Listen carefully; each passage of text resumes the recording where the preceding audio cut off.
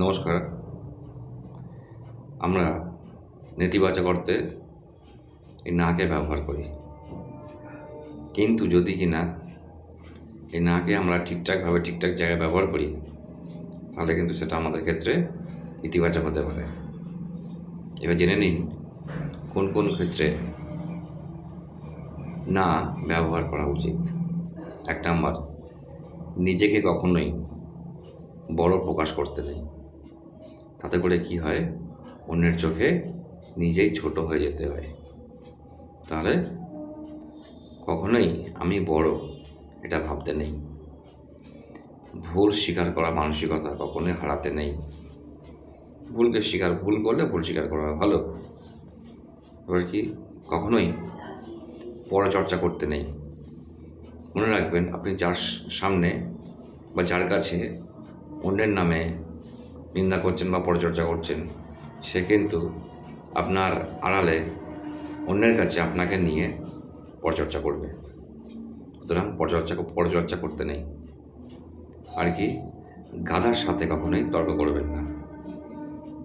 তর্ক করলে কী হবে, গাধা আপনাকে তার পর্যায়ে নামিয়ে এনে আপনাকে ছোট করেই ছাড়বে। আবার কি, কোনো ক্ষেত্রে না বলতে ভয় পাবেন না। যেটা আপনার সাধ্যের বাইরে, যেটা আপনি ভাবছেন ঠিকঠাক নয়, না বলে দিন মুখের উপরে, স্ট্রেট কাট।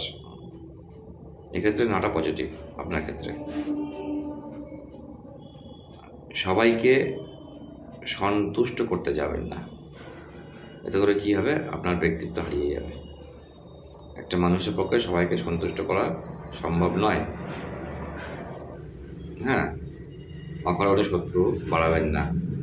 শত্রু বাড়াতে নেই, সবসময় চুপচাপ থাকতে নেই, বেশি কথা বলতে নেই, চুপচাপ।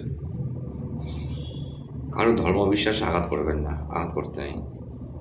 যে যার ধর্ম নিয়ে থাকুক, ভালো থাকুক, কারো ধর্মবিশ্বাসে আঘাত করতে নেই। যার ধর্ম তার কাছে বড়।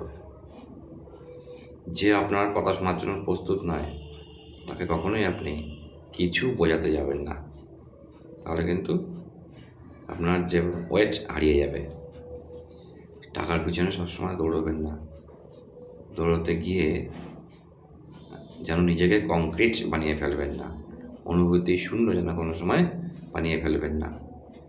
আর কি, যেটা হাতছাড়া হয়ে গেছে সেটার পেছনে আর দৌড়বেন না। তাতে করে কী হবে, ভালো থাকবেন। সুতরাং এই এতগুলো না, এই নাগুলোকে মেনটেন করতে হবে। করলে কী হবে, রিল্যাক্সে থাকা যাবে, ভালো থাকা যাবে, সর্বোপরি হ্যাপি থাকা যাবে, মানসিক শান্তি পাবেন। মেনে চলবেন, ভালো থাকবেন।